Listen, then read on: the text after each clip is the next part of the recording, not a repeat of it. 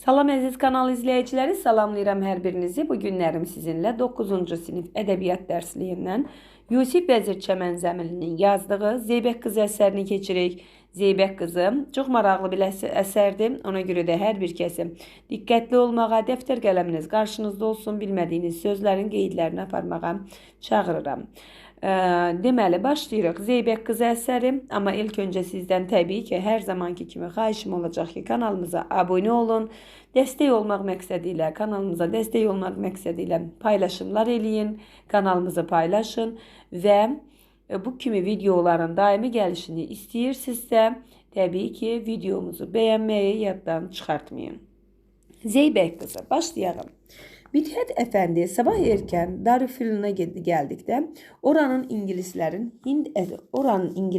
Hind əsgərləri tərəfindən tutulduğunu gördü. Qapıda duruxdu, fikirləşdi, ağır bir həyəcan içində geri döndü. Deməli, Darülfünümüzə də əl uzatdılar. Darülfünümüz nədir? Deyəcəksiniz müəllimə. Burada Darülfünün sözü var. Nə deməkdir Darülfünümüz? Darülfünümüzə də deyir, əl uzatdılar. Bu bunu incidirdi. Bilirsiniz, qəlbini incidirdi. Darülfünün nə deməkdir? Təhsil ocağı deməkdir. Yəni ki, universitet, indiki universitetlər yoxdurmu? Həmən universitetlər nəzərdə tutulur. Yəni deyir, artıq onlar bizim Darülfünümüzə də əl uzatdılar. Onu nəzərdə tuturdu. Yəni universitetlərimizə də deyir, artıq əl uzatmış oldular. Bu da onun şərəfini təbii ki, əzirdi. Onun şərəfinə toxunurdu. Midhat Efendi Bayezid meydanı ilə gedərkən Türkiyənin keçirdiyi macəranın təhlili ilə məşğul idi. Deməli, Bayezid meydanı ilə gedir. Hansı meydandan gedir? Bayezid meydanı ilə gedir. Meydanın içinə, küçə ilə gedir və ətrafı müşahidə edir. Müharibə, qalib olmuş məmləkət, bülfel ingilislər, fransızlar, italyanlar. Deməli, görürük ki, bu meydanın içinə gedərkən ətrafı müşahidə eləyir və müşahidə eləyəndə artıq orada ingilislərin, fransızların, onların tutduqları bircə dəqiqə, fransızların, ingilislərin, italyanların, yunanlar tərəfindən parçalanmış deməli ölkəni müşahidə eləyir və İzmir və Civan yıxılmış Türk deməli qanı ilə boyanmışdı. İzmir də deməli türklərin qanına boyanıbdı və İstanbul işğal altındadır. Məmləkətin bütün münəvvər və alimləri Malta cəzirəsinə sürülmüşdü. Burada bir sözümüz də var. Bilfel. Nə deməkdir bilfel? Deyəcəksiniz müəllim, bilfel nə deməkdir? Bilfel də işte, indi, hələ ki mənalarında gedir. Deməli, burada gedir ki, məmləkət deməli, bilfel İngiliz, Fransız, İtalyanlar, Yunanlar tərəfindən parçalanmış. Deməli, yəni həqiqətən də burada elə gedir. Həqiqətən də deməli fransızlar İngilislər tərəfindən parçalanmışdı. Bu mənada gedir. Həqiqətən də fransızlar İngilislər tərəfindən parçalanmışdı. Bu mənanı verir və burada deməli İzmir və civarı var. İzmir və civar nə deməkdir? Deyəcəksiniz mənim civarı da deyin. Civar nə deməkdir? Civardakı deməli İzmir'in özü və onun yaxın yerləri, ona yaxın olan ətrafları, İzmir və onun ətrafları deməli yıxılmışdı. Yəni İzmirə yaxın olan yerlər də dağıdılmışdı və Türk qanı ilə boyanmışdı. Bu şəkildə, bu mənada deməkdir. Daha sonra isə gedirik. Dallıca Malta deməli cəzirəsinə sürülmüşdü. Artıq Malta bilirik ki, orada yəni ərazidir.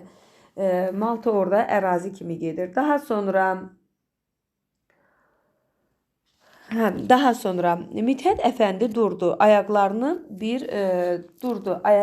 bir zəriflik gəlmişdi. Yürüyə bilmədi. Birdən-birə elə bilin ki, ayaqlarına bir zəriflik gəldi, yürüyə bilmədi. Gəmli gözləri ilə ətrafa baxdı. Hər tərəfdə İngilis polisinə və əcnəbi əskərlərinə rast gəldi. Deməli, hər tərəfdə kimlər var idi? İngilis polisləri var və əcnəbi əskərlərə rast gəldi. Bütün türkləri ac, səfil və sönük çöhrələri gördü. Bütün türkləri ac, səfil və sönük çöhrəli gördü. Bu faciə mənzərədən, fəci mənzərədən, fəci elə yəni faciəvi deməkdir, mənzərədən acı bir həqarət duydum. Bu işlər düzələrmi deyə öz-özündə deyir, bunu bilirsiniz, deyə içində bir şübhə gördü. Bədbin bir halda yoluna davam etdi. Bədbin, yəni deməli kefsiz bir halda yoluna davam etdi. Bu işlər düzələrmi deyə öz-özünə daxilində deyir. Bunu ətrafda kimsəyə demir. Bu şəkildə davam eləyir yoluna. Deməli, bu hissəyə keçməmiş, gəlin sizə bu sualların cavablarına baxaq görək burada nə deyir. Deyir ki, sizcə bu hadisələr nə zaman baş vermişdi? Baxın, oxuyuruq, görürük ki, hadisələrin baş verdiyi zamanı bizdən istəyir. Görürük, burada müharibədən sonraki dövrə düşür. Birinci Dünya müharibəsindən sonra baş veribdi hadisələr. Yəni, İstanbul müttəfiq dövlətlər tərəfindən ingilislər, yunanlar, fransızlar, italyanlar tərəfindən işğal olunduğu dövrə təsadüf eləyir bu. Təxminən 1918-1920-ci illər arasındakı dövrü əhatə eləyir. Hansı dövrü? 1918 və 1920-ci illər arasındakı bir dövrü əhatə eləyir Birinci Dünya müharibəsindən sonra. İkinci cavaba baxırıq. Deyir, Müthət Əfəndi barədə sizdə hansı təsəvvür yarandı? Görürük ki, Müthət Əfəndi necədir? Əzab çəkir də. Darülfünunun, yəni universitetinin o hala düşməsindən əziyyət çəkir. Artıq o təhsil ocağına da ingilislərin, fransızların əl qoyması onu incidir. Deməli, Müthət Əfəndi vətənpərvər, duyğulu, zövq sahibi, milli vətənpərvərlik ruhu güclü olan bir ziyalı idi. Təsəvvürümdə bir ziyalı kimi canlandırıram. O ölkəsinin bu vəziyyətə düşməsinə görə deməli dərin istirab çəkir. Amma eyni zamanda da gözəlliyi və deməli sənəti sevən, mənəvi dəyərlərə bağlı bir insandır. Bu şəkildə onu görürük ki, yəni Müthət Əfəndi belə bir insandır. Bu şəkildə onu canlandırıb təsəvvür eləyə bilirik. Daha sonra keçirik növbəti deməli dərsin davamına. Divan yolundan, buradan davam edirik. Divan yolundan Sirkəçiyə endim. Yeni caminin yanından Qalata körpüsünə çıxdım. Sağ tərəfdən körpünün sürahisinə söykənib qaldım. Yazın gözəl günlərindən biri idi. Günəşin yaldızlı şüası boğaza dil fırıb bir süs vermişdi. Mavi dalğaların içində cilvələnirdi. Əzəmətli Dolmabağça sarayı sönmüş bir qürur ilə önündəki Yunan zirehsinə tamaşa etmədə idi. Yəni tamaşa etmədə idi, yəni tamaşa edirdi. Bu mənada. Hansı bağça? Dolmabağça adı çəkilir burada, Dolmabağçada. Daha sonra deməli o hansı meydandan gedirdi? Bayazid meydanı ilə gedirdi. Baxın, bir burada gördük Bayazid meydanı ilə və Bayazid meydanı ilə gəlir Sirkəçiyə enir. Enir Sirkəçiyə və burayla Yeni caminin yanından Qalata körpüsünə çıxır. Bəyoğlu başdan başa Yunan və əcnəbi bayraqları ilə deməli donanmışdı. Donanmışdı, yəni donmuşdu da, dolmuşdu, yəni dolmuşdu. Hara? Bəyoğlu. Deməli, Müthət Əfəndi gözlərini yumdu, başını çevirdi. Niyə görə belə eləyir? Çünki artıq qəbullana bilmir də fransızların, ingilislərin, Yunan və italyanların deməli ölkəni bu qədər belə bu şəkildə zəbt etmələri ona vicdan əzabı verirdi. Və fikirləşir ki, görəsən bu hallar get-gedə düzələcəkmi, bunlar necə olacaq bunun axırı? Onu maraqlandırırdı. Qarşıdakı Üsküdar xaraba bir qəbirstanlığı andırdı. Arxa tərəfdən çıxan tüstü göyləri bürümüşdü. İngilislər meşələri millətçilərə məskən olmasın deyə yandırırmış. Deməli, niyə görə ingilislər meşələri yandırırdılar? Çünki millətçilərə məskən olmasın, millətçilərə, yəni məskən olmasın. Yəni onların özlərindən başqa nə orada olan digər, məsələn, ingilislər yandırırdı. Onlar istəmirlər ki, İtalyanlara, fransızlara, Yunanlara və yaxud da elə türklərin özlərinə bir məskən olmasın deyə yandırırdılar. Sonra deyir qarşıdakı Üsküdar xaraba bir qəbirstanlığı xatırladırdı. Yəni ora nə haldaydısa, yəni qəbirstanlığa o qədər onu qəbirstanlığa bənzədir. Sağ tərəf mənzərəsi daha acı idi. Gözəl gülxana bağçası viranə dönmüşdü. Çiçəklər depo olmuş, ağaclar sınmış, güllər solmuş, bağçada daş kömür təpələnmiş, tel atılmışdı. Deməli, çiçəklər depo olmuşdu. Yəni çiçəklər hamısı qırılıb tökülmüşdü. Ağaclar hamısı sındırılmışdı. Güllər artıq solmuşdu. Bağçada deyir daş kömür təpələnmişdi. Hamısı üst-üstə idi. Tel atılmışdı. Mithət Əfəndi istirab içində geri çəkildi. Rəngi üzündən götürüldü. Geri çəkildi və rəngi üzündən götürüldü. Frazoloji birləşmədə rəngi üzündən götürüldü. Yəni rəngi ağappaq ağardı. Gülhana bağçasında baş verir bu əhvalatı görür. Yəni bu hadisələri orada müşahidə eləyir. Bir də əsəbi halda qırmızı fəsini gözlərinə yetirdi. Laubali bir vəziyyətdə İstanbula döndü. Qırmızı fəs nədir? Fəs. Bilirsiniz fəs. Bu Türk kinolarında, keçmiş Türk kinolarında da görürsünüz. Qırmızı belə başlarına bir papaq qoyurlar. Kənarından da iplə qotazı sallanır. Qırmızı bir papaq qoyurlar ha başlarına. Bax o fəs də Türk kinolarında görsənilir var. Türk kinolarının çoxunda var bu. Deməli qırmızı papaqda kənarından da iplə qotazı sallanır. Başının üzərindən gəlir, ortadan, papağın ortasından gəlir.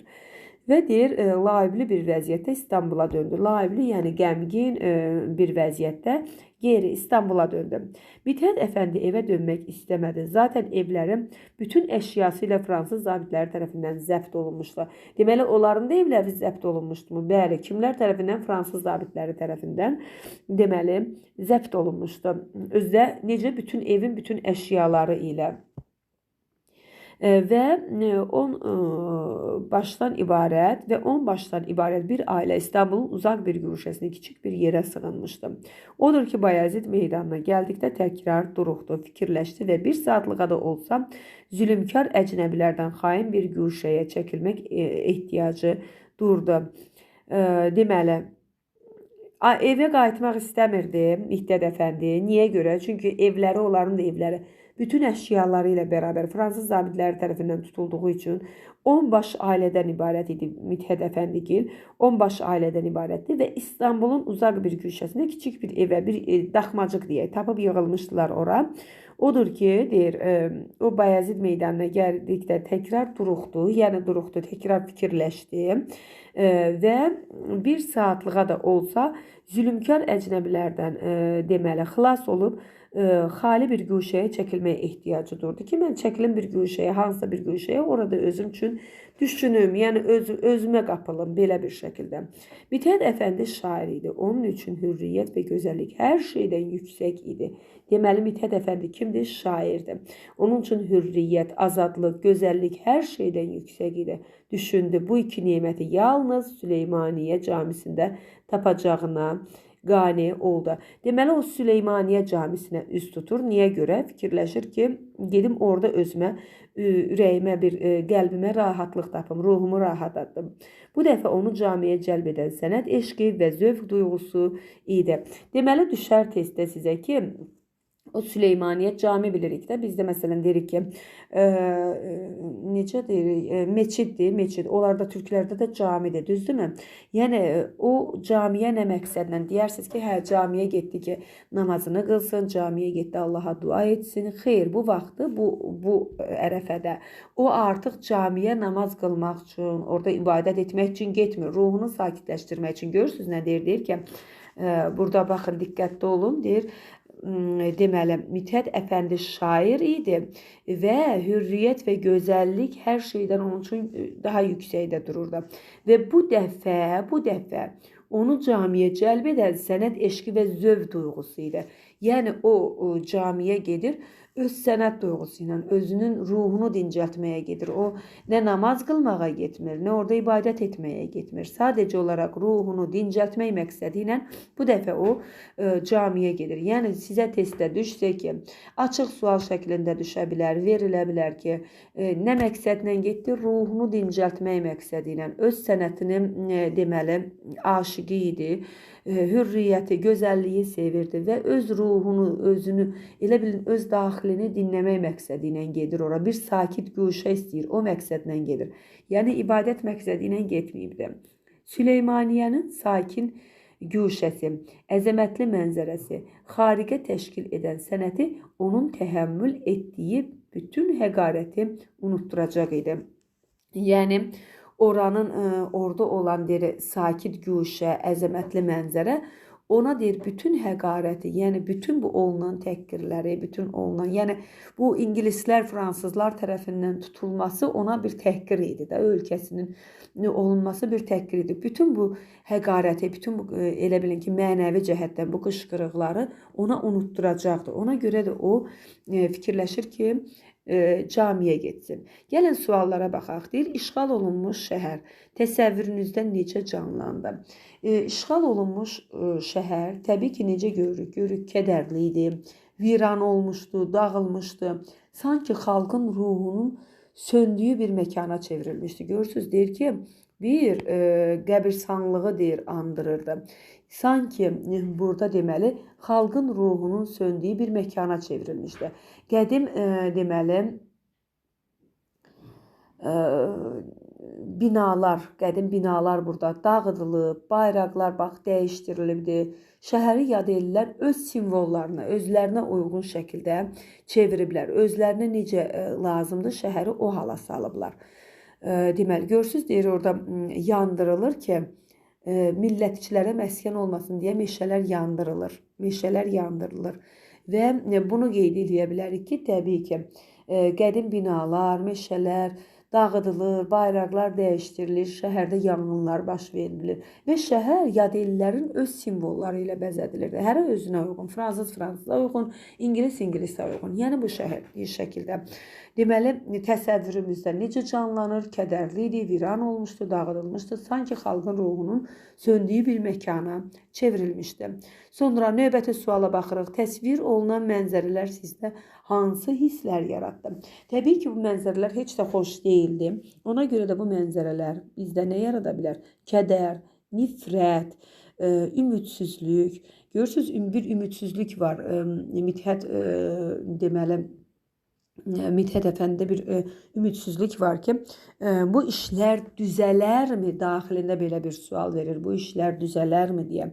Ona görə də deməli bu mənzərələr kədər, nifrət, ümidsizlik, amma eyni zamanda da vətən sevgisi və eyni zamanda da həsrət hissi yaradır. İnsan öz dağıntıları təsəvvür edərkən həmən o insan deməli o dağıntıları da təsəvvür eləyərkən ki, özlüyündə o dağıntıları təsəvvür eləyərkən millətinin istirabına acıyır və azadlıq arzusu yaranır. Biz də görürsünüzmü bu 44 günlük müharibədə necə azadlıq arzusu ilə, sonra necə millət hamısı birləşdik, yəni hər kəs bir olmağa çalışırdıq.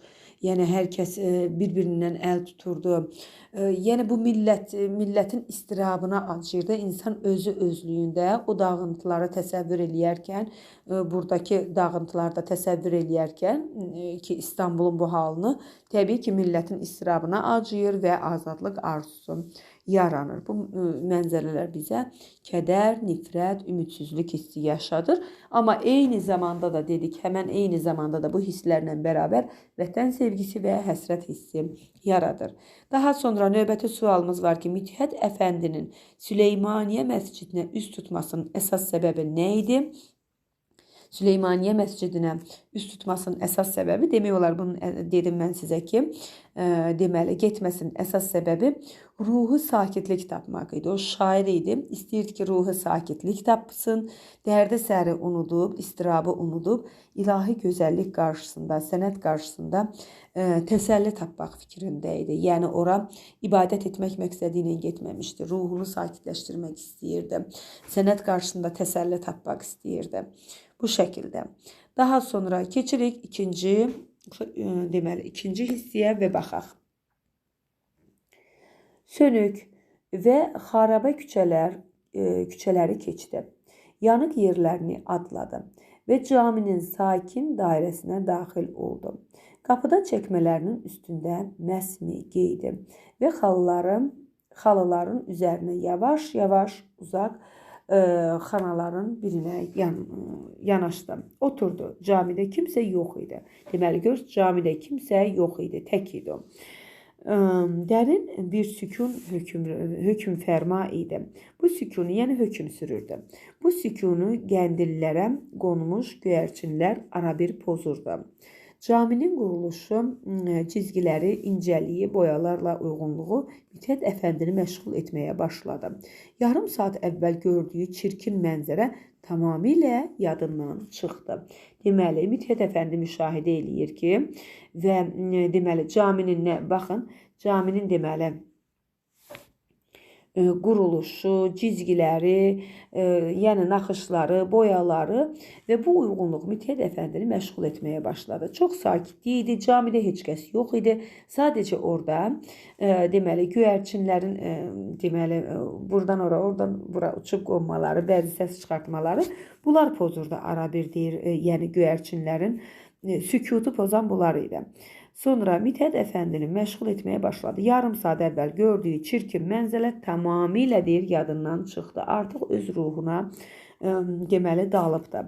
Sənət zövqü onun ruhunda bir böyüklük doğurdu. Ona anlaşılmaz bir mətanət gəldi. Camidə Süleyman Qanuni dövrünün şan və əzəmətli Qanuni dövrünün şan və əzəməti yaşayırdı. Və bu əzəmət Mithət Əfəndinin ruhunu bəsləmədə idi.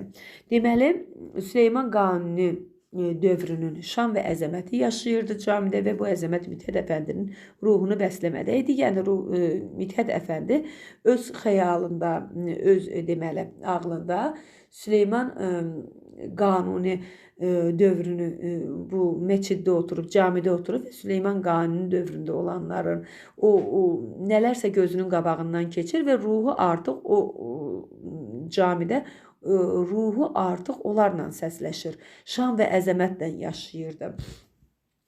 Bir də tüfah bir nəşə içində donub qaldı. Zövq ateşi ilə dolmuş gözləri mehriban ətrafına gəzdirdi. Mehrabın ətrafına gəzdirdi. Gözlərini mehrabın ətrafına gəzdirdi. Bir an cami qaralan kimi oldu. Mehrabın ətrafını boz bir pəlmə bürüdü. Sonra işıqlandı və göz qamaşdırıcı bir şüa içində bir Zeybək qızı göründü. Deməli, bu Zeybək qızı həqiqətən də görünmür və Zeybək qızı onun xəyalıdır. Zeybək qızını görür. Deməli, mehrabın ətrafında gəzirdi. Biraz cami qaralan kimi oldu. Mehrabın ətrafını boz bir pəlmə bürüdü. Sonra işıqlandı və göz qamaşdıracaq bir şüa içində bir Zeybək qızı göründü. Yəni, onun gözünə Zeybək qızı görünür. Əslində, Zeybək qızı yoxdur. Qara yağız, parlaq gözlü, deməli, məhsun baxışlı bir qız bir şeylər söylərdi. Həyəcan içində çırpınırdı.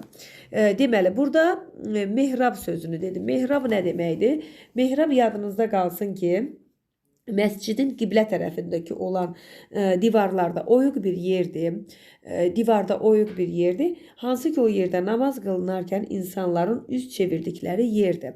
Üzü qiblə tərəfi olan bir yerdir və oyuq şəklində olur. Namaz qılınarkən insanların üz çevirdikləri yerdir ki, həmən yerdə onun gözünə kim dəyir? Zeybək qızı dəyir. Yenə deyirəm, Zeybək qızı yoxdur əslində orada. O onun xəyalında görünür. Xəyalən onu görür. Yəni, orada həqiqətən insan olmur. Mithət Əfəndiyə bayğınlıq gəldi, özünü itirdi. Bayğınlıq nədir? Yəni, deyirik, huşu özündən getdi, özünü itirdi. Bir də ayılanda cami əzəmət və dəbdəbəsində durmuşdu. Sükun haman sükun idi. Sükun haman sükun idi. Yəni, həmən sükut, sakitlik var idi. Çünki ondan başqa heç kəs yox idi axı orada. Bu bayğınlıq gəlir, özündən gedir. Huşu özündən gedir o mənada. Yalnız bu sükunun özünə məxsus bir nəğməsi, əsrarəngiz bir tərənnümü var idi. Mithət Əfəndi bunu duydu və şair ruhuna bir ilham gəldi. Deməli, Bir də Zeybək qızını xatırladı. Zehnində onun məhsum baxışına ehya etdi. Sonra bir həyəcan duydu. Məhsum baxışlı qızı təkrar görmək üçün mehrabın ətrafına göz gəzdirdi. Bu nəticə hasil olmadı. Saatlarca oturdu. Nəhayət qalxdı, camini tərk etdi. Deməli, zehnində həmən qızı canlandırdı və onun məhsum baxışını ehya etdi, özlüyündə ağlına saldı, yadına saldı və onu bir də görmək istədi, təkrar görmək istədi və həmən o dediyimiz yerə gözünü saldı ki, baxsın, bir də görsün onu və neynədi görə bilmədi. Mehrabın ətrafına göz gəzdirdi və bir nəticə hasil olmadı. Yəni bir nəticə olmadı da görə bilmədi. Saatlarca oturdu və camini tərk etdi. Sakin küçələr ona geniş göründü. Əsir şəhər hür və məsur idi. Baxın, deməli camidə oturub çıxandan sonra sakin küçələr ona geniş göründü. Əsir şəhər hür və məsur idi. Ruhunda elə bir əzəmət var idi ki, hər şeyi qırar, yıxar və hər şeyə qələbə çalardı. Fikirləşir ki, hər şeyin öhdəsindən gələ bilərəm, qıraram, yıxaram və hər şeyə qələbə çalardım. Və deməli, burada nə baş verdi? Mithət Əfəndi camiyə niyə getdi? Süleymaniyə camisinə getdi ki, ruhunu sakitləşdirsin. Düzdürmü? Ruhu sakitləşdi mi orada? Təbii ki, sakitləşdi. Nə baş verdi orada? Onun gözünə bir Zeybək qızı göründü və o qızı gördü. Bir baygınlıq keçirdi, yəni halı özündən getdi, huşu özündən getdi. Camidə də heç kəs yox idi. Huşu getmiş şəkildə bir müddət qaldıqdan sonra yenidən özünə gəldi və gözlərini açdı, gördüklərini dərk etməyə başladı ki, mən belə bir şey gördüm, mən burada bir xanım gördüm, Zeybək qızı gördüm, onu özlüyündə xatırladı və onu bir də görmək deməli adı ilə döndü, neynədi? Təzdən eynən mehrab olan tərəfə baxdı ki, o mehrabın ətrafında onu bir də görsün, amma bu bir nəticə vermədi.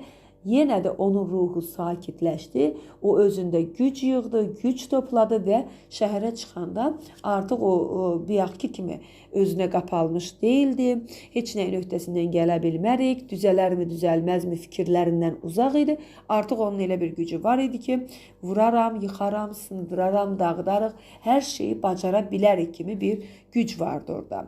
İndi burada gəlin sualları cavablandırağın.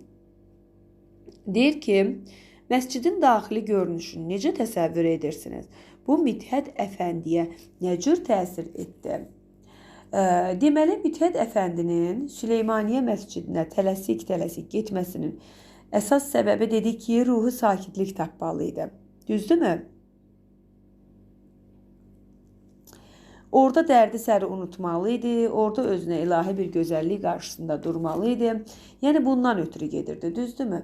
Təbii ki, bunlar üçün gedirdi və məscidin artıq içərisinə keçdiyi və Mithət Əfəndidir. Əfəndini nə cür təsir etdi? Məscidin daxili, içərisi yanı çox sakit idi, heç kəs yox idi, işıqlı idi, nizamlı idi, gözəllik dolu bir məkan kimi verilir bura. Gözəllik dolu bir məkan kimi. Hətta Süleyman Qanuni dövründən nəylərisə o naxışlara, boyalara baxanda xatırlayır. Çox gözəl bir, deməli, içərisi çox gözəl idi. İnsanın ruhunu sakitləşdirirdi. Belə bir mühitdə də təbii ki, Mithət Əfəndiyə rahatlıq gəlir, ruhu təmizlik və ilahi zövq hissi bəxş edir. İlahi bir zövq hissi bəxş edir məscid. Deməli, orada məscid yox da cami ona deməli ilahi zövq hissi bəxş edir. Bir təmizlik, ruh təmizliyi. Onun deməli bir rahatlıq bəxş edir və o buradan çıxanda artıq bir güc yığır. Onun bir deməli özündə güc hiss eləyir. Deməli necə təsir edir? Çox gözəl təsir edir. Sonra camidə Süleymani Qanunu dövrünün şan və əzəməti yaşayırdı və bu əzəmət Mithət Əfəndinin ruhunu bəsləməsində idi cümləsində ifadə olunmuş fikri necə başa düşürsünüz? Süleyman Qanuni camidə dövrünün deməli bu əzəmət Mithət Əfəndinin qürurlandırır təbii ki. Bu əzəmət deyir ki, Süleyman Qanuni dövrünün şan və əzəməti yaşayırdı. Düzdür? Və bura qədər suala bir cavab verəyim, digərinə sonra. Bu əzəmət, təbii ki, bu əzəmət deməli Mithət Əfəndini qürurlandırır. Sanki mənəvi olaraq o bir özündə mənəvi güc tapır, mənəvi olaraq dirilir. İçindəki ümidsizliyi vətən və mədəniyyətin böyüklüyü ilə əvəz edir. Öz içindəki ümidsizliyi vətən və mədəniyyətinin böyüklüyü ilə əvəz eləyir. O ümidsizlik onda yoxa çıxır. Daha sonra deməli bu cümlədə deyir ki, bu əzəmət Mithət Əfəndinin ruhunu bəsləmədə idi. Baxın, bu cümlənin bəsləmədə idi. Bu hissəsini necə götürərək? Bu cümlədə onu demək istəyir ki, müəllif onu çatdırmaq istəyir ki, Süleymaniyə məscidi hələ də Türk İslam mədəniyyətinin gücünü, keçmişindəki əzəməti qoruyub saxlayırdı. Bax, onu demək istəyir ki, bir də deyirəm, deməli, Süleymaniyə məscidi hələ də Türk İslam mədəniyyətinin gücünü, keçmişini və keçmişindəki əzəməti, yəni Süleyman Qanuni dövründəki olan o əzəməti hələ də qoruyub saxlayırdı. Və bu fikir xalqın məğlub olmasına, bu fikirlə, bu cümlədəki fikir, təbii ki, xalqın məğlub olmasına baxmayaraq, ruhən sarsılmaz olduğunu göstərdi. Mithət Əfəndi artıq oradan ruhu yüksək şəkildə çıxdı. Deməli, bu cümlə ilə demək istəyir ki, xalq məğlub olmağına baxmayaraq, ruhən sarsılmaz bir xalqdır. Sarsılmaz olduğunu göstərir xalqın. Daha sonra növbəti suala baxırıq. Əgər suallar xoşunuza gəlirsə, cavablandırmağım, izahım xoşunuza gəlirsə, təbii ki, videonu bəyənməyi yaddan çıxartmayın. Bir-bir sizə izah etməyə çalışıram ki, hər birini yaxşı başa düşəsiniz. Daha sonra məscid tərk edən Mithət Əfəndinin hiss və düşüncələrində hansı dəyişikliklər yarandı? Bu hansı söz və ifadələrlə daha qabarıq əks olunubdur? Deməli, məscidi tərk edən Mithət Əfəndinin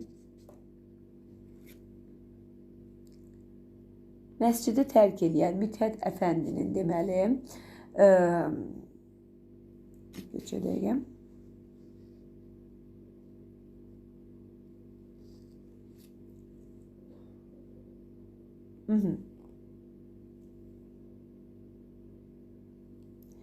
Məscidi tərk edən deməli Mithət Əfəndinin hiss və düşüncələrində hansı dəyişikliklər yarandı? Deməli, hansı dəyişikliklər yarandı? Son abzasa baxırıq. Sakit küçələr ona geniş göründü. Necə göründü? Geniş göründü. Şəhər deməli hür və məsur idi. Ruhunda elə əzəmət var idi ki, deməli hər şeyi qıraram deyir. Hər şeyi qılaram, hər şeyə qələbə çalardı. Yəni o ruhla çıxdı. Bu hansı söz və ifadələri daha qabarıq əks etdirir? Baxın, bu ifadələr qabarıq əks olunur ki, mən artıq şəhərimizi xilas eləyə bilərəm. Yəni onun artıq ürəyində belə bir hiss yaranır ki, mən şəhərimizi, mənim kimi bir neçə insanlar, yəni bizlər yığılsaq, təbii ki, güc birlikdə olsa, biz şəhərimizi xilas eləyə bilərik və Zeybək qızının görünüşü ona güc vermişdi. Artıq oradan çıxanda hər şeyi qıraram, yıxaram və hər şeyə qələbə çala bilərik fikri ilə çıxır. Artıq ora girdiyi ruhunun sönük ruhla girmişdi. Düzdür Süleymaniyə, amma çıxanda necə çıxır? Ruhu, motivasiyası güclü bir şəkildə çıxır. Bu qədər. Sonra keçirik növbəti 3-cü hissəyə. Mithət Əfəndi elə evə döndü. Anası mətbəxdə məşğul idi. Dərdini çağırdı, dərdini anlatdı. Deməli, dedik də Mithət Əfəndigilin evləri də fransızlar tərəfindən tutulub və 10 baş ailədən ibarətdirlər və onlar hansısa bir daxmaya sığınıb yaşayırlar İstanbulda. Mithət Əfəndi evə döndü, anası mətbəxdə məşğul idi, çağırdı, dərdini anlatdı. Gedirəm dedi. Nərəyə oğlum? Anadoluya. Babandan sordun mu? Bəs Darüfünün? Babamdan sormadım, sormaya da gəlməz. Darüfünüm əsir. Darüfünüm dedi ki, nədir? Universitet. Yəni, universitetim artıq əsirdir. Babamdan sormağa deyir, bir ehtiyac yoxdur. Haraya gedirsən deyir, Anadoluya. Harada yaşayırdı? İstanbulda. Biz də zaten əsir. Əsarətdə elm təhsil etmək qabilmi? Əsirlik deyir. Biz əsir ola deyir. Bizə deyir elm təhsil etmək deyir qabilmi? Hür Anadolu hər şeydən yüksək, zeybəklər silaha sarılmış. Və deyir, hür Anadolu, yəni azadlıq deyir, hər şeydən yüksəkdir və zeybəklər artıq silaha salınıblar. Zeybəklər kimlərdilər? Onlar da yəni qadınlardılar, cəngavərdilər, kişi kimidirlər. Yəni onları orada göstərir. Deyir, yəni ki, demək istəyir ki, bizə nə lazımdır ki, artıq deyir, bütün Darülfünunu da tutublar, orada əl qoyublar. Elə bir şəraitdə, ölkə əsir halda olan bir şəraitdə hansı təhsildən danışa bilərik, onu deyir. Zeybəklər kimlərdir? Qeyd eləyin zeybəkləri.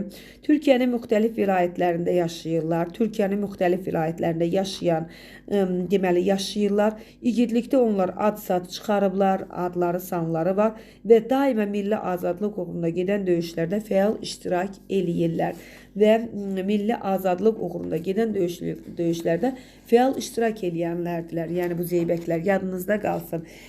Türkiyənin bəzi yerlərində yaşayırlar, hər bir yerində olmurlar onlar. Sonra Mithat Əfəndi həyecanlandı. Pancırı açdı. Pancırı yəni ki, pəncərəni deməkdir. Pancırı açdı pəncərəni. Xəlic və mərmərə göründü. Xəlic və mərmərə artıq, Xəlic və mərmərə. Xəlic və mərmərə, yəni bunlar artıq çay adlardır, onu deyir. Sünkar bir gözəllik ruhunu oxşadı. Yenə gözəl bir görüntü vardı. Bir dəqiqə keçmədi. İncə minarələrə sarılmış sərvlərin arasında bir duman göründü. Yaldızlarda və məhsun baxışlı Zeybək qızı bütün gözəlliyi ilə zühur etdi. Yenidən deməli, neynədi? Zeybək qızını bir də gördü və Zeybək qızı onun gözləri önünə gəldi. Mithat Əfəndi bihuş olaraq bihuş olaraq kanapenin üzərinə sərildi. Kanapenin, yəni yatağının, kanapenin üzərinə sərildi. Yatağının üzərinə, kanapenin, kıdır o, kı deyil. Anası istirabla deməli, üzərini aldı. Bir dəqiqə bütün ailə üzvləri ətrafını bürüdü. Mithat Əfəndi ayıltdılar. Deməli, yenidən Mithat Əfəndi bihuş olur. Bu Zeybək qızını bir də görür. Bir də görəndən sonra bihuş olur və kanapenin üzərinə sərilir və yıxılır deməli o yatağının üzərinə. Anası gəlir və bir deməli dəqiqənin içərisində bütün ailə üzvləri yığılışırlar və Mithat Əfəndini ayıltdılar. Bayılmışdı. Eynən deməli neçənci dəfə burada bayılır, özündən gedir, huşu gedir. Türk sözlərindən istifadə olunur. Çünki deməli Türkiyənin həyatından yazılır bu. Ona görə Mithat Əfəndi niyə özünü burada ikinci dəfə bayılır? Birinci dəfə harda? Süleymaniyə camisində bayılmışdı. İkinci dəfə də evdə. Hər ikisində eyni hadisə özündənmi? Bəli, orada da Zeybək qızını görmüşdü, burada da Zeybək qızını gördüm. Dili söz tutar tutmaz dedim. Bu əsir şəhəri tərk etməsəm rahatlıq bulmayacağam. Anadolu məni çağırır. Deyir, yəni Anadolu məni çağırır, mən yəni getməliyəm də. Bu Zeybəkli qızını görür və fikirləşir ki, Zeybək qızı onu çağırır və rahatlıq bulmayacağam, rahatlıq tapmayacağam deyir. Anadolu məni çağırır. Mithat Əfəndinin atası Minur bəy Babi ali məmurlardan idi. Məslək və əqidəcə tam mənası ilə əski bir Osmanlı idi. Milli hərəkata, təcəddüdə inanmırdı. Onun üçün Zat-ı Şahanənin iradəsi hər şeydən yüksək idi. Anadoluda günü-gündən qüvvət kəsb edən milli hərəkat deməli Münir Beyçə yalnız bir quldurluq, bir qaçaqçılıqdan ibarət idi. Odur ki, oğlunun fikrini anladıqda hiddətləndi. Deməli, Mithat Əfəndinin atası kimdir? Minur bəydir. Düzdür? Minur bəy də ali məmurlardan biri idi. Elə belə adam deyildi. Dövlət adamlarından idi. Yəni onun üçün məslək və əqidəcə tam mənası ilə əski bir Osmanlı idi. Əski bir Osmanlı idi. Yəni onun əqidəsi indikilər kimi deyildi. Yəni o keçmişdəki insanlar kimi düşünürdü. Öz əski bir Osmanlı idi. Yəni o oğlu ilə onun fikri eyni şəkildə uzlaşmırdı. O oğlu Mithat Əfəndi ilə Münir Əfəndinin fikirləri tamamilə bir-birindən ayrılırdı. Və milli hərəkatı təcərridə inanmırdı ki, və bu mübarizə aparmaqla qalib gəlmək olar. Buna inanmırdı. Oğlu deyir ki, getməliyəm. Atası da deyir ki, oğlum dəlirdinmi? Dedi. yarım kurşuna mı düzülmek istəyirsən? Sən deyir, yəni dəlirdin mi? Başın xarab olub deyir. Yarın deyir kurşuna mı düzülmək istəyirsən? Sən deyir sabah gedib deyir gülləyə tuş mu gəlmək istəyirsən? Güllə altına deməli gülləyə düzülmək istəyirsənmi? Gülləyə tuş gəlmək istəyirsənmi? Mütəd əfəndi mətanətli bir səslə bizi deyil, biz kurşuna düzəcəyik baba dedi. Münir bəy büsbütün acıqlandı. Deyir ki, Mithat əfəndi deyir ki, bizi yox deyir. Biz gedib onları kurşuna düzəcəyik. Yəni o ingilisləri, İtalyanları biz kurşuna düzəcəyik deyir. Sus deyir. Sən çocuqsan deyir. Anlaşılmazsın, anlamazsın. Münir bəy deyir, büsbütün acıqlanır, hirslənir ki, sən çocuqsan, hələ uşaqsan, oğluna deyir. Sən uşaqsan deyir, hələ anlamazsan dedim. İngilisin zirehlilərinə qarşı mı gedəcəyik? Evet, gedəcəyik. Allah Allah. Kişi hirslənir ki, bu nə danışır? Yəni onların zirehliləri var, onların əllərində silahları var, onların yəni silahlıdırlar. Ona qarşı mı gedəcəksən? O da deyir, bəli gedəcəyik. Sonra kişi də buna hirslənir ki, Allah Allah. Anadolu və şuralar var. Şuraların yardımı ilə istiqlaliyyətimizi təmin və ingilisləri məhv edəcəyik. Deyir ki, gedəcəyik və biz deyir, ingilisləri məhv edəcəyik. Mihdət əfəndi fikirləşir ki, biz ingilisləri məhv edəcəyik. Allah Allah deyə Münir bəy əlini əlinə vurdu və hiddətindən uçmağa başladı. Mihdət əfəndi ayağa qalxdı və sakit bir səslə dedi. Anacığım, bana biraz yemək, bir cüt çamaşır hazırla. Yarın erkən əsarəti tərk edəcəyəm. Yəni deyir, əsarət altında olan bu şəhəri yəni biz əsarət altındayıq da, əsarət altında olan bu şəhəri tərk edəcəyəm deyir. Anacığım anasına deyir, əzizləmə mənasındadır. Biraz deyir, yemək və bir də çamaşır hazırla.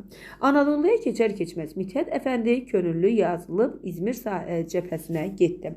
Deməli gəldimi? Gəldi artıq. Anadoludadır. Artıq 4-cü hissədə hardadır? Anadoluya gəlibdi.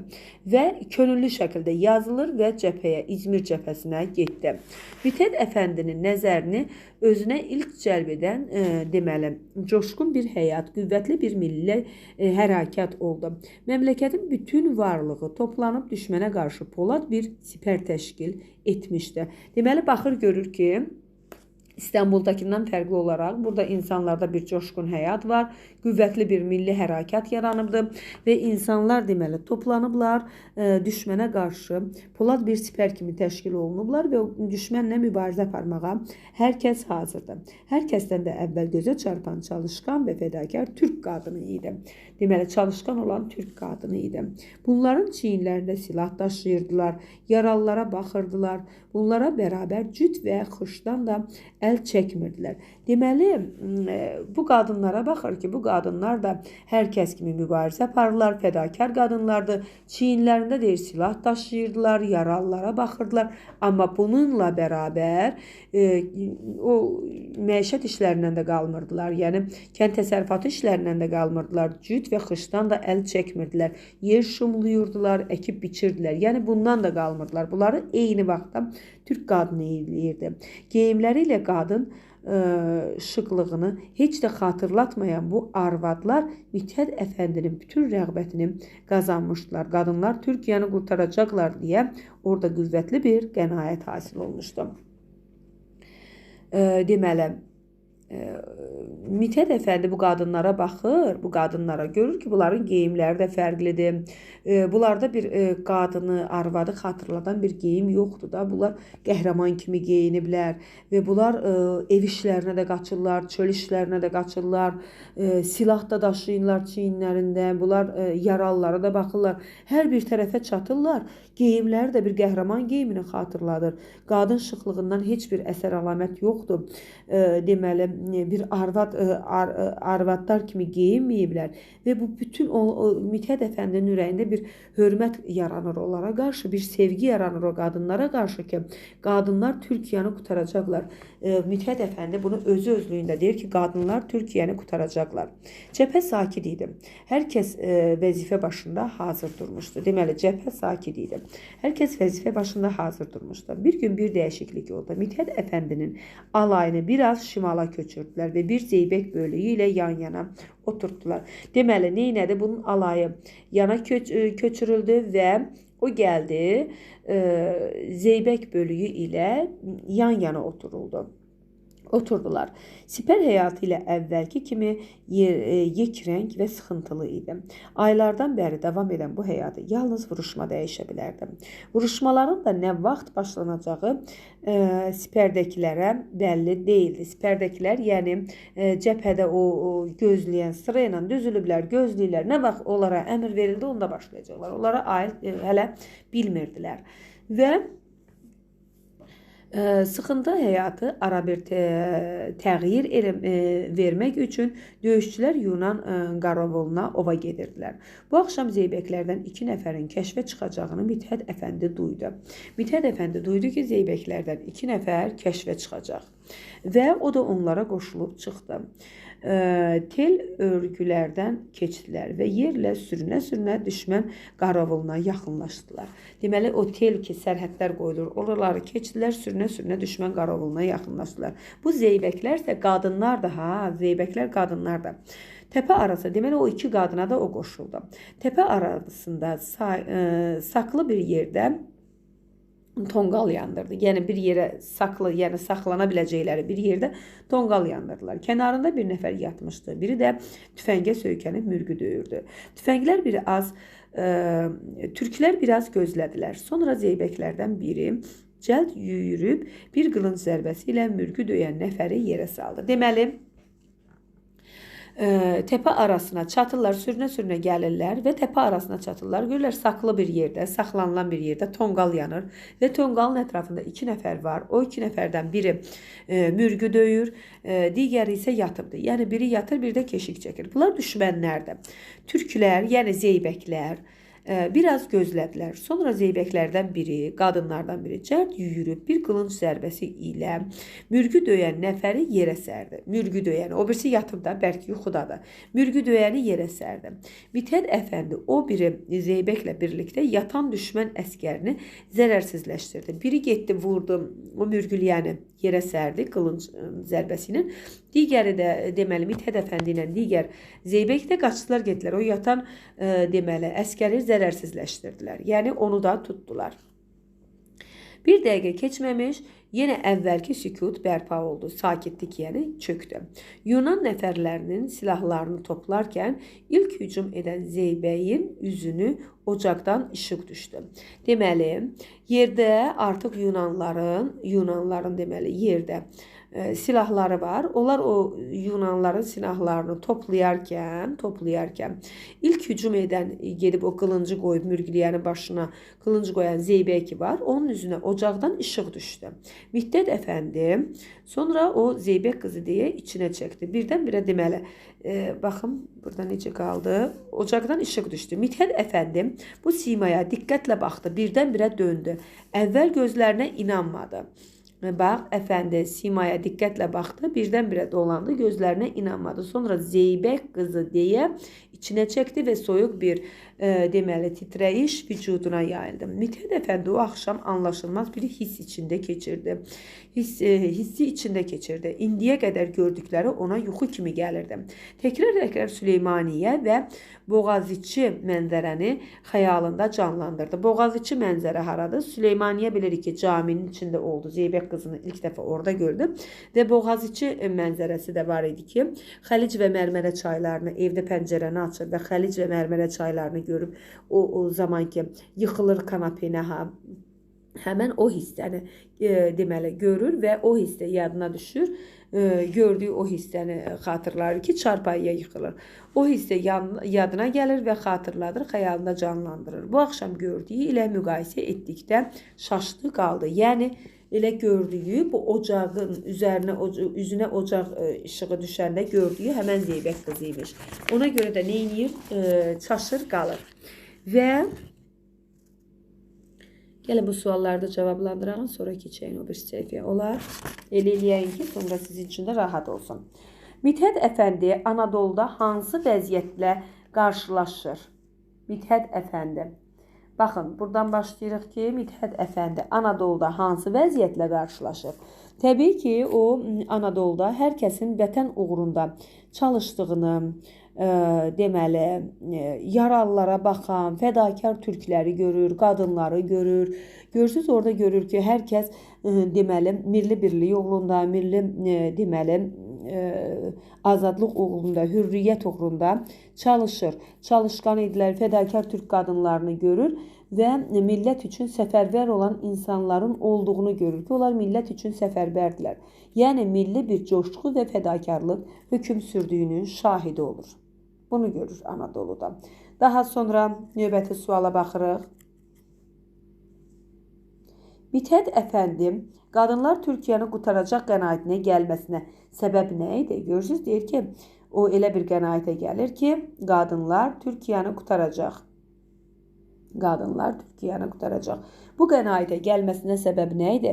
Təbii ki, qadınlar Türkiyəni qurtaracaq qənaətinə gəlməsinə səbəb qadınların cəbhədə və arxa cəbhə nədir? Yəni evdə də, təsərrüfatda da işləmələrini, onların həm cəbhədə silah daşımalarını görür, həm yaralılara baxmağını görür, həm arxa cəbhədə, yəni təsərrüfatda işlədiklərini görür, əkin-biçin işlərini görür. Bunlarla bərabər çalışması bu idi. Daha sonra xüsusən də geyimləri qadınların çox qəhrəmanlıq nümayiş etdirirdi. Qadınların geyimlərində bir qəhrəman geyimi var idi. Qadın geyimindən uzaq idilər. Etdirmələri onların insanı bu qənaətə gətirir ki, yəni qadınlar Türkiyəni qurtaracaq. Qadınlar dörd bir tərəfdən hər bir işə yetməyə çalışırlar və kişilərlə bərabər çiyin-çiyinə vuruşurlar və bu da o qənaətə gətirir ki, qadınlar Türkiyəni qurtaracaq. Sonra Yunan Qarabağına ova getmək ifadəsini necə başa düşürsünüz? Yunan Qarabağına deyir, ova gedəcəkdilər və yəni kəşfiyyata gedəcəkdilər də. Ova getmək ifadəsinin mənasını, yəni Yunan ordusuna deməli qarşı döyüşə getməkdir. Yunan ordularına qarşı, Yunan Qarabağına dediyi üçün, yəni Yunanlara qarşı döyüşə getməkdir deməkdir. Yəni düşmənlə vuruşmaq mənasında işlədilib ki, gedib düşmənlə vuruşacaq. O mənada işlədilir. Görürsünüz, orada gedir və iki Yunanı zərərsizləşdirirlər. Yunan deməli Qaravuluna qarşı ova getmək ifadəsi mənasını verir ki, yəni onların ordusuna qarşı döyüşə gedəcəklər, düşmənlə vuruşmaq mənasında işlədilir. Zeybək qızı ilə qarşılaşan Mithət Əfəndinin heyrətlənməsinə səbəb nə idi? Təbii ki, çox istəyərdim ki, bu sualların cavablarını özünüz verəsiniz. Daha sonra mənim izahımda bunlara bir daha qulaq asasınız. Zeybək qızı ilə qarşılaşan Mithət Əfəndini heyrətlənir. Çünki o Zeybək qızını gecə gördüyü vaxt, çox qəhrəman, ocaqdan onun üzünə işıq düşəndə gecə gördüyü vaxt çox qəhrəman kişi geyimində görmüşdü. Amma əsas onu heyrətləndirən nə idi? Mithət Əfəndini heyrətləndirən o idi ki, deməli,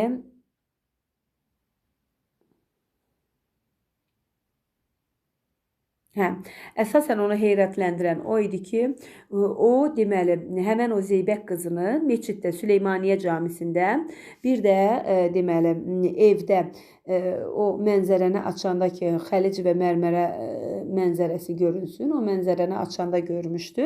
Ona görə də eynən həmən qızın olması heç də onun deməli bu orduya qoşulmasının deməli təsadüfi olduğunu anlamına gətirmirlər. Ona görə heyrətlənir ki, bu həmən qızdır. O gördüyü qızdır. Camidə gördüyü, ruhunu sakitləşdirən, ona güc verən həmən o qızdır. Sonra evdə gəlib yenidən açır boğazçı mənzərəni. Orada o gözünün qabağında canlanır ki, həmən qızdır. Orada gördüyü qızdır. Eyni qızdır. Yəni, burada da gəlib işıq üstünə düşəndə görür ki, həmən qızdır və bundan heyrətlənir.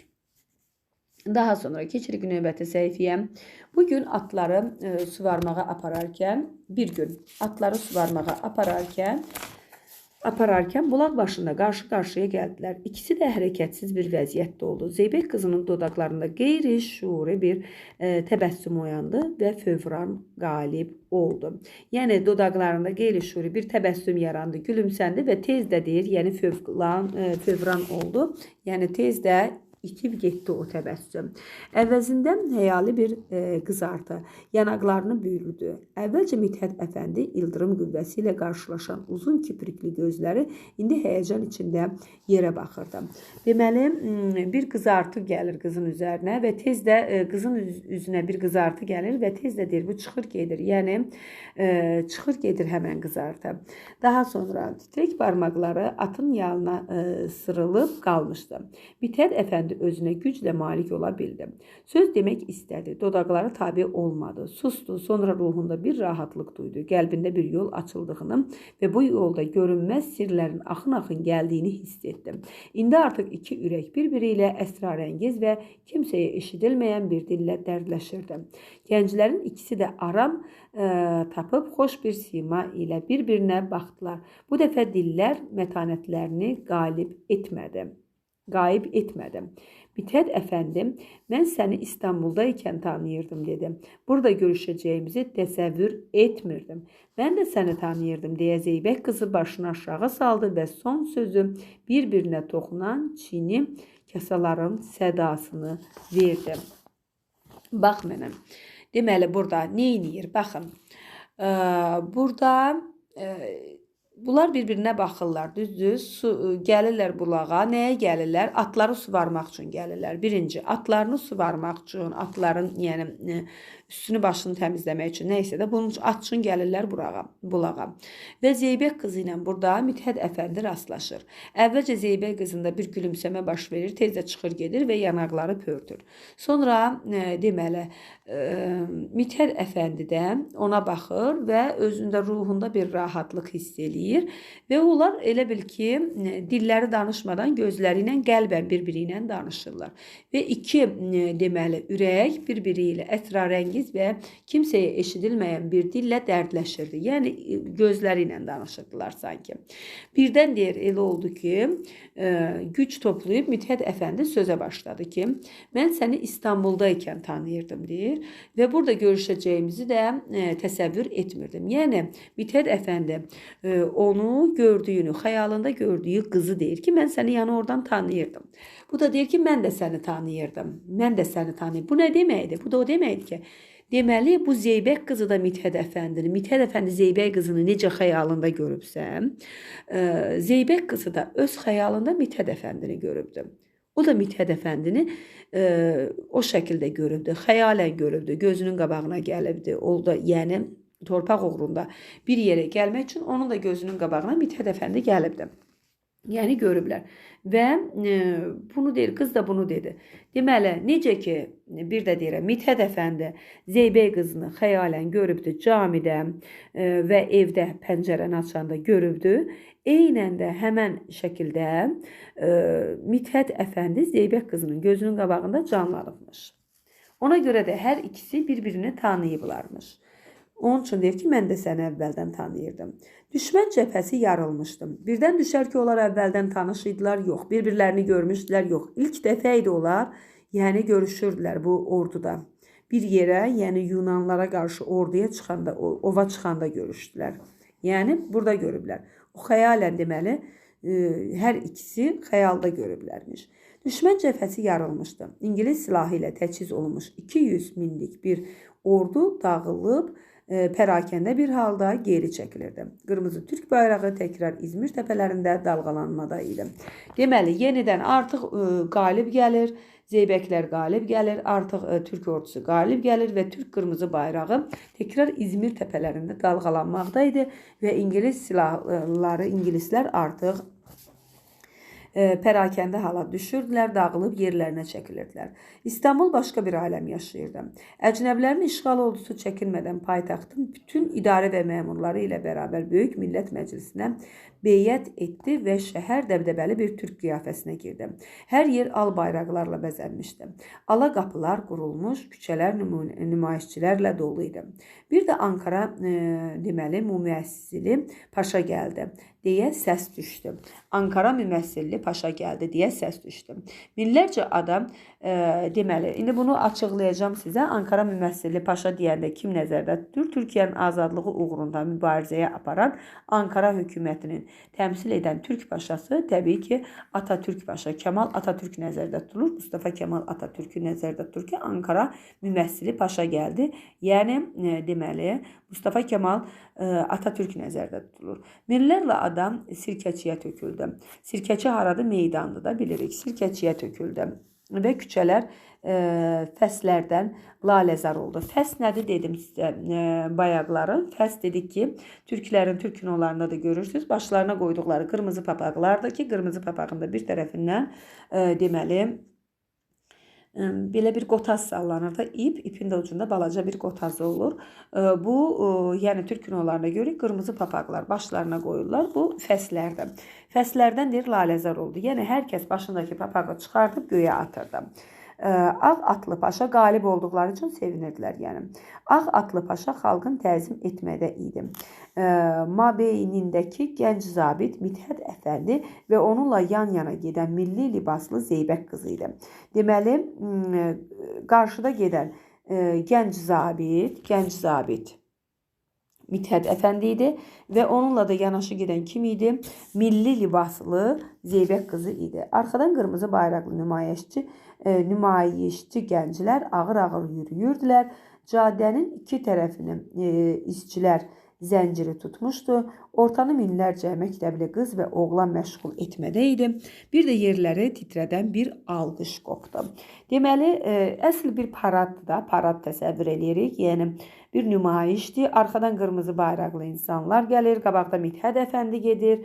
Milli libaslı onun yanında Zeybək qızıdır. Onlar hər ikisi yanaşı gedirlər. Və nümayişçilər əllərində bayraqlar və məktəbli qızlar, oğlanlar hamısı deməli sevinç içində alqışda bir tərəfdən alqış çalırlar, alqış qopur. Yəni hamısı sevinə-sevinə meydanla yeriyirlər. Yaşasın Böyük Millət Məclisi, yaşasın Zeybək qızı. Artıq bunlar şüarlardır. Şüar deyirlər ki, yaşasın Böyük Millət Məclisi, yaşasın Zeybək qızı. Səslər göylərə yüksəlirdi. Balkonlardan və pəncərələrdən türk deməli qadınları güllər atırdılar, ətir tökürdülər. Yəni ki, bu Zeybəklər ki var, Zeybək qızı artıq dedikdə onlar kimlər idi? Milli azadlıq uğrunda mübarizə aparan türk qadınları idi ki, həm silah daşıyırlar çiyinlərində və cəbhədə heç nəydən qorxmadan işləyirdilər, həm də arxa cəbhədə deməli öz öhdəliklərini yerinə yetirən qadınlar idi. Yaşasın deyir Böyük Millət Məclisi, yaşasın Zeybək qızı. Səslər göylərə yüksəlirdi. Balkonlardan gül atırdılar, ətir dökürdülər. Qafilə divan yolunda dayandı və Paşa Mabeyni ilə bərabər Şərq Məhvəli klubuna indi. Nümayişçilər isə şəhəri dolanmağa başladılar. Axşam şəhər çıraqban oldu. Minlərcə qırmızı fanarı məktəblilər Şərq Məhvəlinin qarşısına toplandılar. Yaşasın Zeybək qızı deyə alqışlar qopdu. Klubun pəncərəsi açıldı. Zeybək qızının incə çöhrəsi göründü. Dəqiqələrcə alqış davam etdi. Hər tərəfdən Zeybək qızının cadəyə enməsi rica etdilər.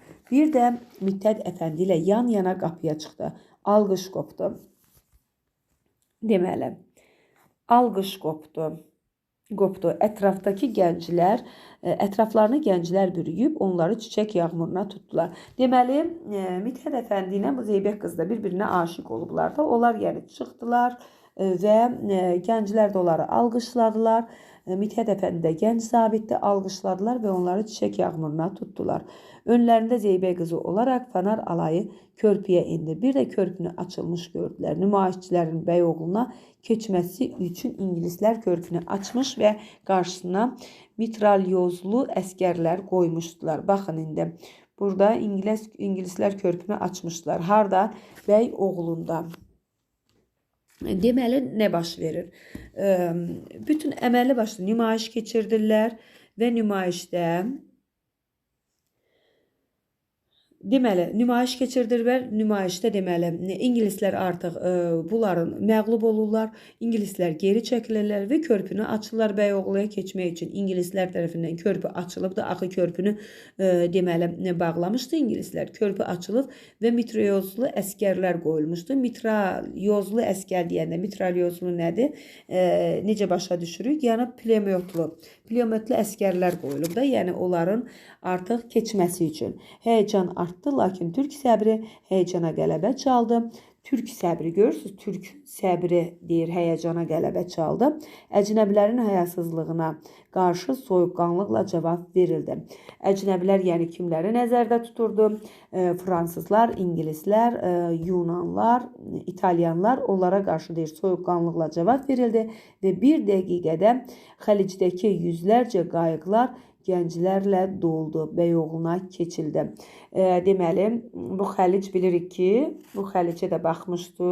Pəncərədən açanda baxdığı çaylardan biri xəlicdir. Deməli, xəliclə yüzlərlə qayıqlar gənclərə doldu və Bəyoğluna keçdilər. Avropa imperialistlərindən illərcə çəkdikləri təzyiqi unutmaq üçün İstanbul bir həftə bayram etdi. Bu bir həftədə Türkiyəni xilas edən qadınların müməssilli deyə Zeybək qızını əllərdə gəzdirdilər. Deməli, artıq deməli bu bayram eləyirlər, artıq bu əcnəbilərə qalib gəliblər. İstanbul bir həftə bunu bayram eləyir. Nə qədər bayram eləyir? Bir həftə bunu bayram eləyir və bu bir həftədə Türkiyəni xilas edən qadınların deyir ki, müməssilli nə deməkdir? Müməssilli yəni təmsil edən, nümayəndə deməkdir.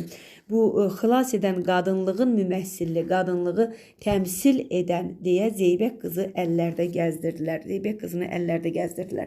Yəni Zeybək qızına hörmətlərini nümayiş etdirirlər ki, Zeybək qızı həqiqətən də Mihdət Əfəndi düzdür düşünübmüş, bəli düzdür düşünübmüş ki, qadınlar deməli Türkiyəni xilas edəcəklər. Bunu düşünmüşdüm. Daha sonra baxaq burada deyir ki, şəhərdə bu suala cavab verməliyik də. Şəhərdə yaşanan təntənə necə təsvir edilmişdir? Bu sizdə hansı ovqat yaratdı? Təbii ki, şəhərdə bayram əhval-ruhiyyəsi var idi. Sevincli bir kütlə var idi. İnsan kütləsi vardı. Küçələrdə bayraqlar var idi. Səs-küy, şadyanalıq var idi. Bu təsvir də təbii ki, oxucuda nə yarada bilər? Qürur hissi yarada bilər. Sevinç, azadlıq ovqatı yarada bilər. Qürur, sevinç və azadlıq ovqatı yaratdı. Sizcə deyir, Ankara müməssilli paşa kimdir? Ankara müməssilli paşa artıq sizə dedim ki, Türkiyənin azadlığı uğrunda mübarizə aparan və təbii ki, Ankara hökumətini təmsil edən Türk paşası Mustafa Kemal Atatürk'dür. Türkiye'nin demək olar ki, yaradıcısı Mustafa Kemal Atatürk'dür. İnsanlar Zeybək qızını necə qarşıladılar? Onun alqışlanmasına səbəb nə idi?